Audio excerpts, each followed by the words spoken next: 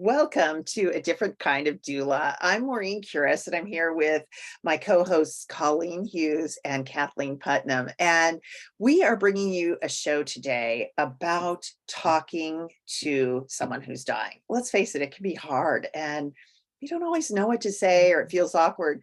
And as doulas, we're all part of the Gentle Passage Doula Collective, and it's our mission to educate people on doula work. But one of the things we do is help people navigate these challenging conversations. So we're just going to jump in and start talking about how to approach someone who's dying at different phases. It could be early in their diagnosis, or it could be hours before death, if they're still alert enough to have the conversation. So Colleen, would you like to start off sharing just any experience you've had with this? Yeah, this is such a wonderful topic. There's some misconceptions that I'd like to just start with people and what I've noticed. And talking about death will cause upset to the dying individual. And what is interesting about this is often the dying person wants to talk about death, but is afraid because they don't want to upset the family. So talking about death, though, helps the person express those unspoken fears, of which I'm sure we'll get into later. And it can be very healing. It's a healing kind of thing. And the other one that comes up a lot is talking about death will make it happen sooner. Like if I talk about this and bring it up, this person who's dying will have a heart attack, or they'll give up hope. And it's just not so really. Talking about death, if anything, might be a reliever for that person if they want to talk about death. And then the other thing that happens often is that talking about everyday things is hurtful. So we don't want to tell them that we're having fun, or we don't want to tell them what's going on in our lives. And actually, this one, I like it, because if you can address what's going on in the family, what's happening in your everyday life, what's going on in the news, you're acknowledging that that person is still alive, and they are, and they do want to be part of things. So those are just some of the misconceptions that I think could be kind of pushed aside, and to start an initiation or talk about deaths. What do you think, Kathleen and Maureen, about initiating the conversation once we get past those things? Yeah, I'm in agreement. I think it's really important, and it can feel like the elephant in the room, which our culture is really good at doing, But I had a friend at 29 who was in complete denial that she was dying. And I remember my mom at the time was volunteering for hospice, or who had volunteered, and said, hospice, blah, blah, blah. And the family shut us down, and we were pretty much escorted out of the room.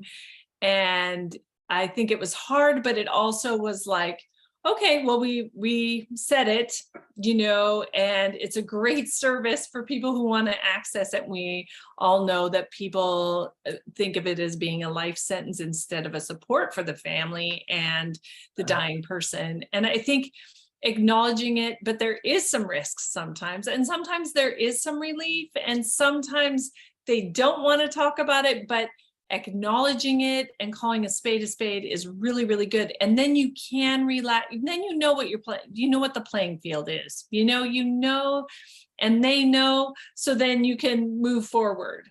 And I think if we know someone's dying, then we also know what's important to us about what we want to say and how we want to be.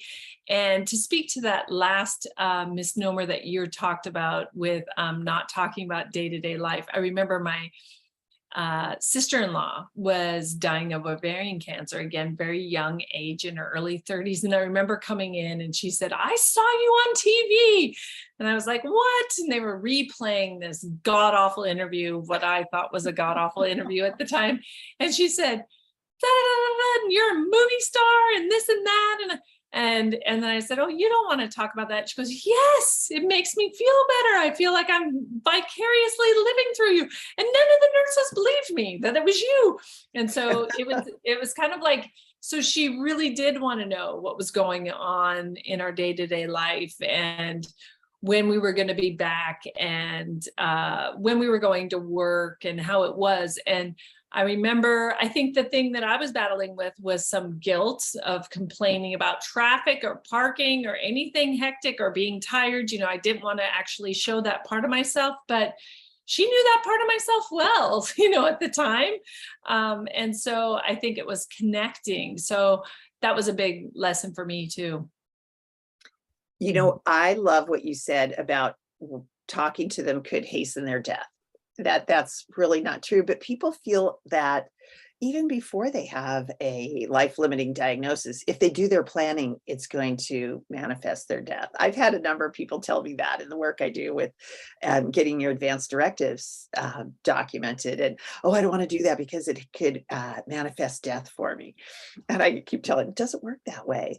And like you said, so often the people, it's a relief. So some people might not want to talk about it. Some people might get upset, and sure, I mean, I guess there's always the possibility, but more often than not, people know they're dying. And so they want to talk about it. And I'll use my dad. I've had many patients talk to me along the way, but my dad, he was a stoic Vermonter, and he didn't share his feelings very freely. There's an old joke about a Vermonter. He loved his wife so much he almost told her, and that was my dad. He just didn't share things. So over the course of his cancer illness, I would just pepper questions in to see if he would want to talk about it. And slowly he wanted to talk about certain things. But one day I just asked him, Dad, how's this journey going for you? What are you feeling? You want to talk about it? And he just opened up. And it was just that simple question, and not being afraid to ask it. But I had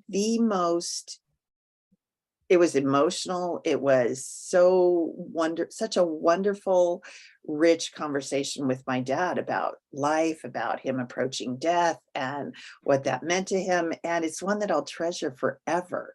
And my siblings didn't really ever have that because they didn't ever I'm going to say have the courage, because it does take courage sometimes to ask these questions or to keep probing. And, it was always gentle. I just always threw it out there, and then it was his choice to want to run with it or not.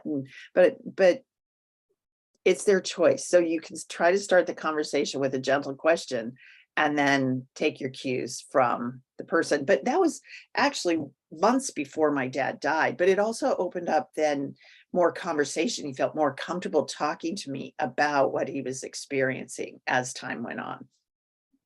And as a nurse, I don't know if you ran into this, Colleen, but people are oftentimes, it's easier for them to talk about these issues of what they're experiencing while they're dying with someone that's not family, or someone that's a stranger, let's say a nurse. I knew many of my patients over time, so we had built that trust, but it was easier for them to talk to me because they didn't want to upset their family by talking about this. It's that same thing you were talking about.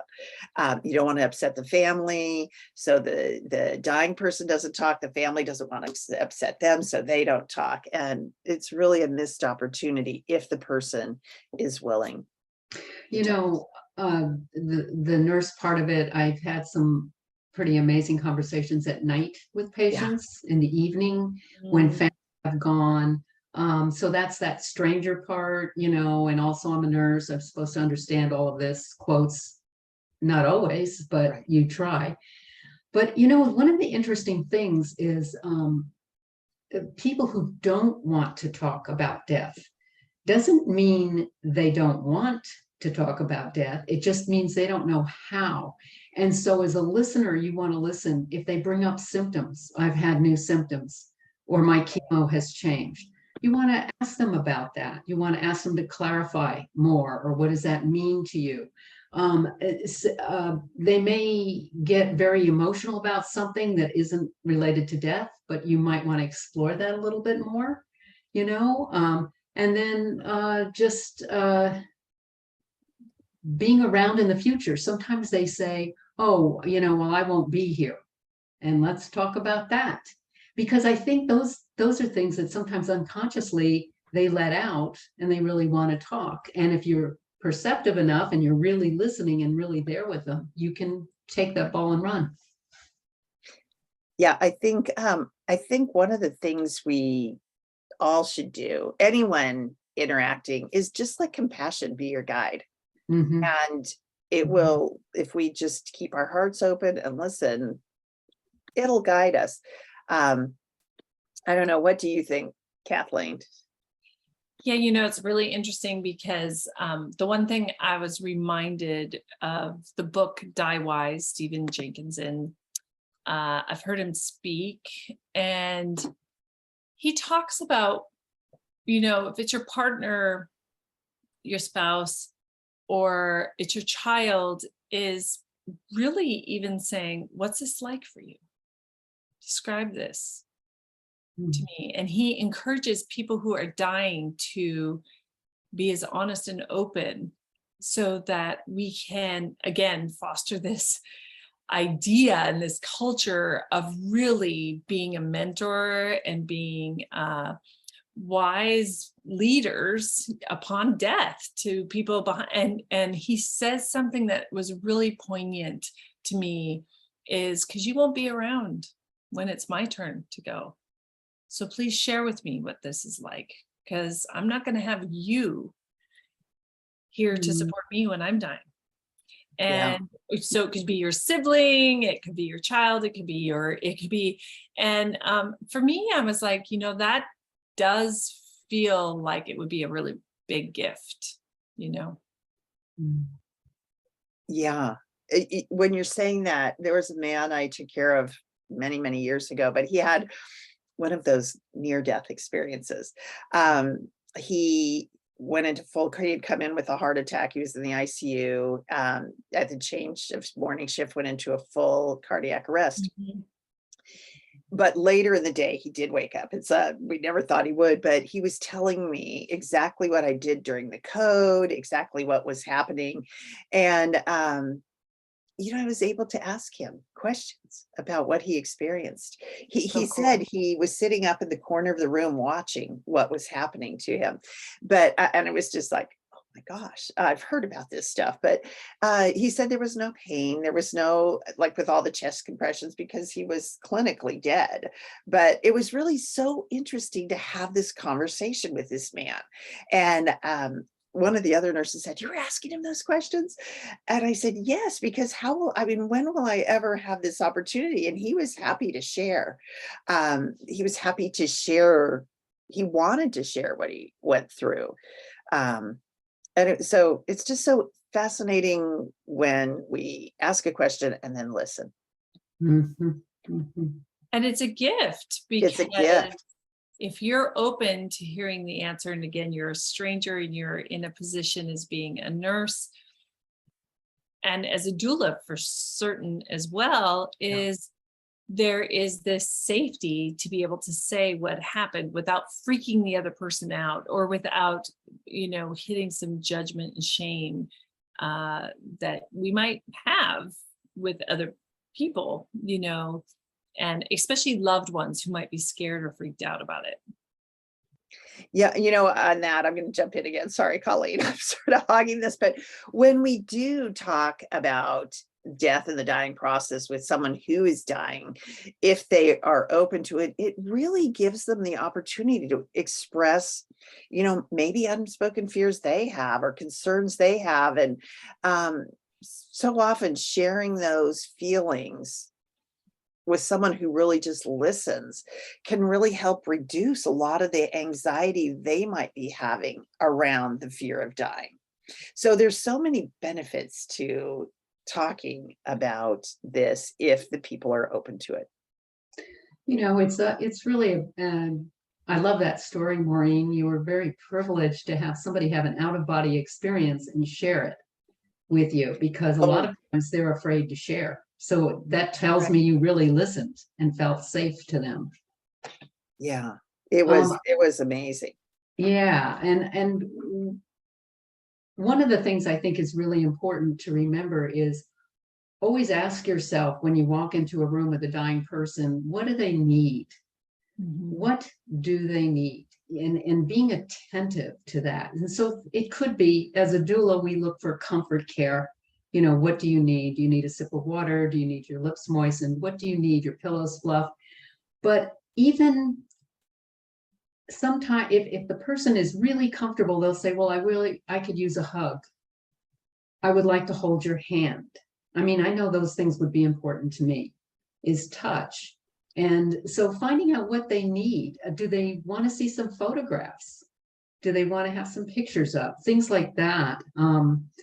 It shows them they're supported and they're loved. And I think that's so important. What do you need? It's not about me. It's about you. And I'm here for you. Yeah. Mhm. Yeah. I remember working in long-term care, and I remember it was my first job out of school. And I remember being so struck by this family that came in to see the grandma, the mom, the mother-in-law, and the sister, so it was just all these people coming in this room, and the kids ran and jumped on the bed and surrounded her and put their arms around her. And they had brought their puppy in, and the puppy was running up and down the bed. And they were like, Grandma loves this dog.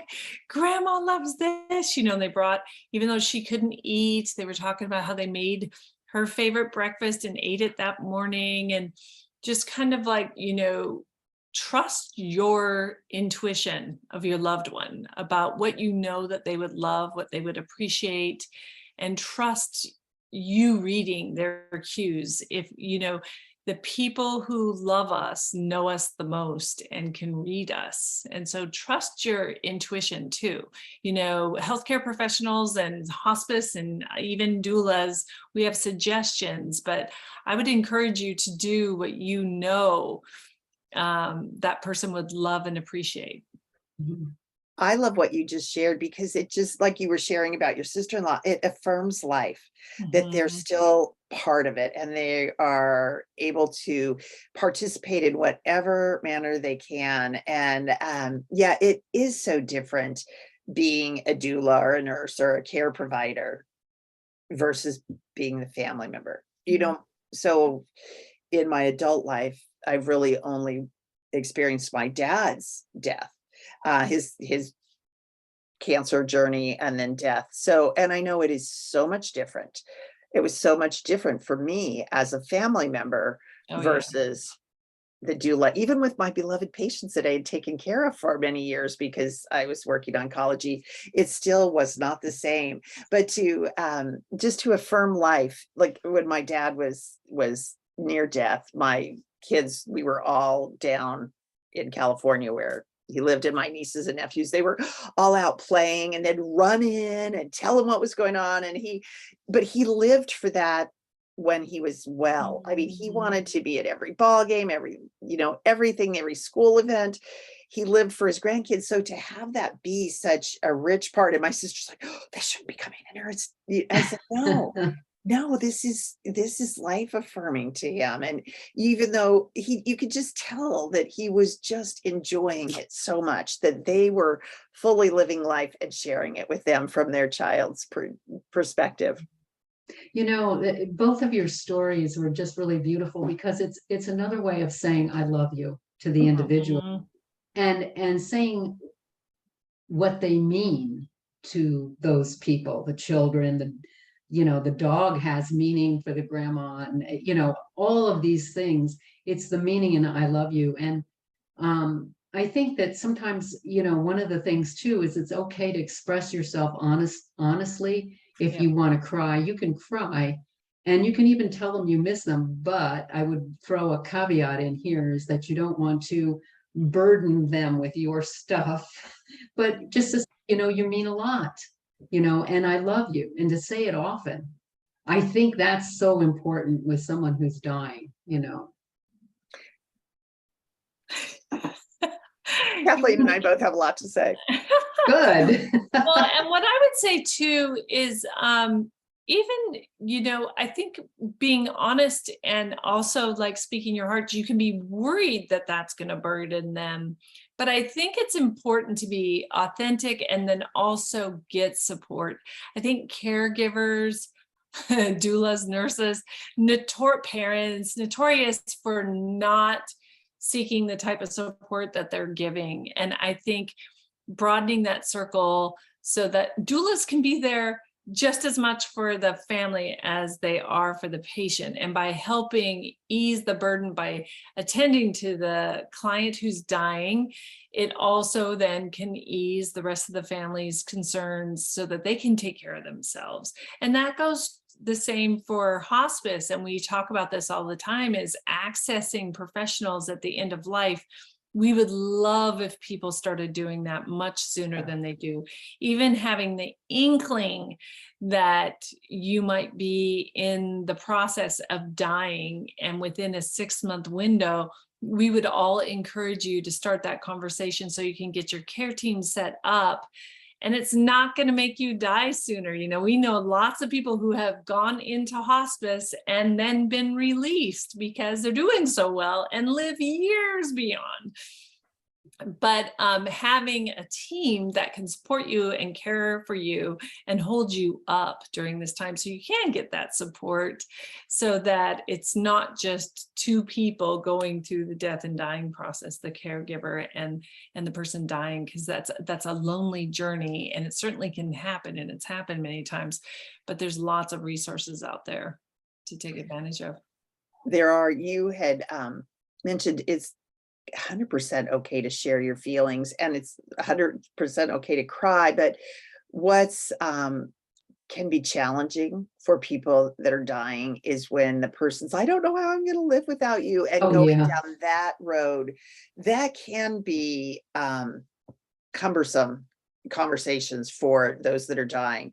But you know, it's okay to say, I'm going to miss you for the rest of my life. You know, I'll love you for the rest of my life. You'll be living on in my heart as long as my heart's beating. Whatever you want to say, those things are okay. You know, people want to know that they made a difference and that they will be remembered. And talk about fun times you've had together. Or, you know, I remember, geez, my dad and I, when I was a teenager, we could get into it, let me tell you, because I thought it was too controlling. So I'm like, gee, remember that time, you know?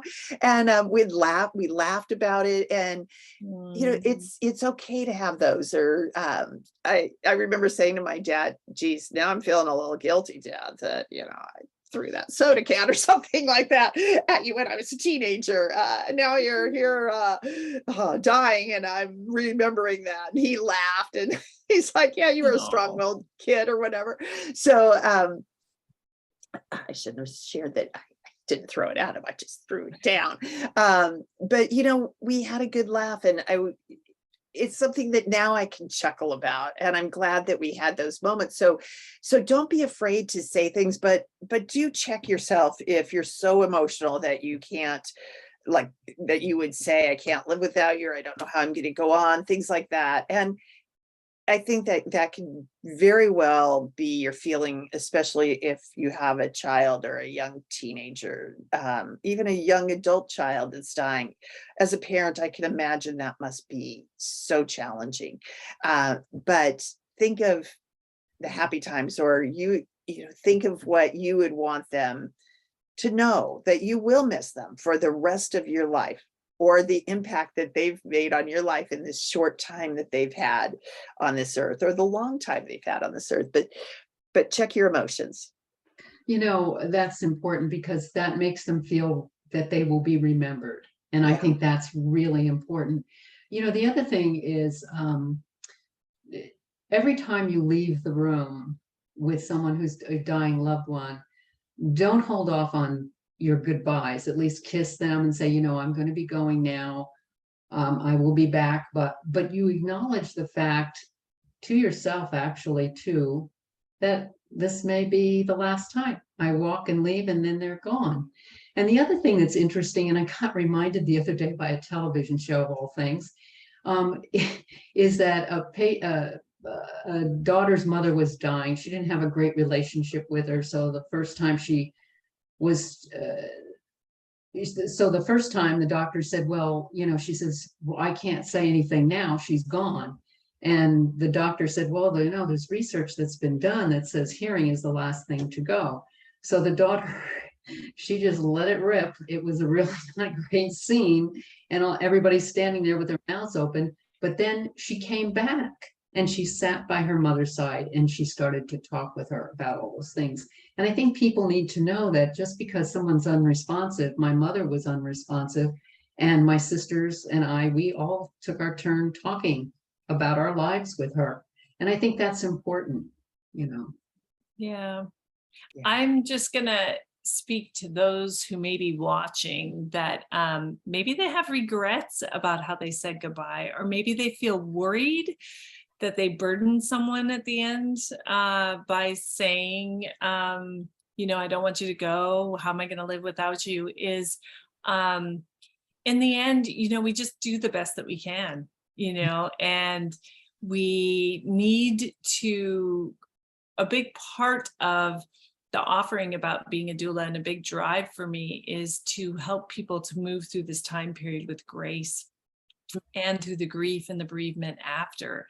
And every death has informed me about how I want things to be in my life while I'm living, and also when and if I'm in the position with a loved one who's dying again. So we live and we learn, and there's no perfect way to do this. So I think it's also important. I love what you're saying, Colleen. I think every goodbye matters, because we never know when it's going to be the last time we do something, see somebody, have an experience with someone. We die from all kinds of things. And so when we have the privilege to say goodbye, then it's wonderful. And sometimes we really wish we would have taken more care, or we would have been more present, or we would have been more available. And sometimes our partings aren't beautiful. And so I would just offer, you know, reaching out with someone, a therapist or a grief counselor, getting some support if you're holding on to some of that. We've even had people come to our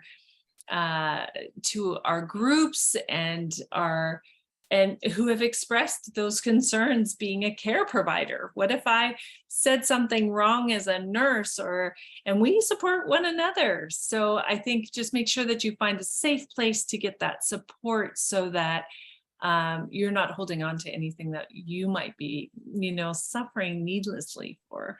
I love that you said that, because I remember telling my dad, I don't want you to die. And so even though I'm saying don't say that to them, we all do the best we can. And that was earlier on. And I didn't want him to die. You know, I was like, here's my hero and my protector dying. And I didn't want it to happen. And I remember expressing that to him. But no matter what we say, even if we say, I can't live without you, it's okay, because we all get to say what we want. We're giving you best case scenarios, and we are human and we are emotional beings. And this is an emotional time. So gosh, if we could just stress anything, start the conversation, or start peppering in little questions well before, so that you have the opportunity, if it arises and your loved one wants to talk about it, that you've given them the opening that they might need. As uncomfortable or as unsure, the only thing that is wrong is to not try, I think. And even that's not wrong. It's just whatever your comfort level is, but you could be missing out on a really profound opportunity. Yeah, thank you. We are at our last minute here. It always goes so fast. And we're with Challenging Conversations on Facebook. We would love to have you follow us and communicate with us about any show topics or any guests that you'd love to have us talk about. We would love to have you come back and listen to the shows at any time. And we always open up the second part of the show, the second half hour, with open conversations and questions and answers with our guests. And we are a different kind of doula, Colleen, Kathleen, and Maureen, and we'll be back here next week. And we really thank you for joining us for Challenging Conversations, and those important conversations that most of us are avoiding, with the Gentle Passage Doula Collective. And we also offer a death cafe the second Friday every month, online virtually on Zoom at 12:30. So check us out at gentlepassagedoulacollective.com. Thanks so much. Bye-bye.